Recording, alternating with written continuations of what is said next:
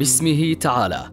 السلام على الثائرين والسلام على المصلحين ورحمة الله وبركاته.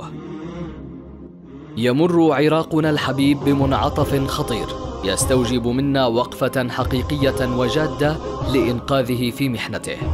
لذا فإننا أوعزنا للمجاهدين برص الصفوف ولبس الأكفان على القلوب من أجل دفع خطر الإرهاب في سوح الجهاد، وهم لم يؤلوا جهدا ولم يقصروا في إرخاص الدماء من أجل المقدسات ومن أجل الدفاع عن الشعب.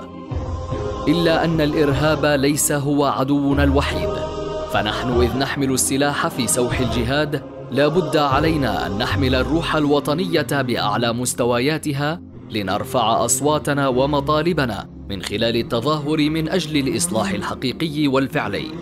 فإن بقاء الفساد والمفسدين يعني تسلط الإرهاب علينا، حيث كان الحاضنة الأولى له وسيكون الحاضنة لاستمراره لا محالة.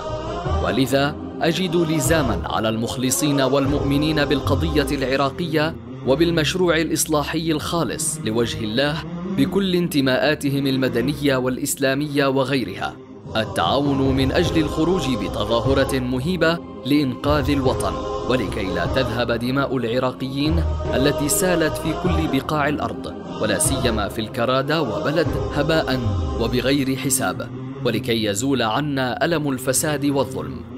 فيا أيها الوطنيون في كل مكان، هبوا في جمعتكم هذه وفي ساحتكم ساحة التحرير هبة شعب واحد بدون مسميات وبدون صور أو هتافات لا تتغنى بالوطن، لإزالة كابوس وشبح الفساد ودعما لجيشنا البطل وعزاء لدماء شهدائنا الأبرار، مطالبين بإقالة جميع الفاسدين والمقصرين في كل الملفات والوزارات وجميع المناصب، ولا تتراجعوا فلن نركع إلا لله.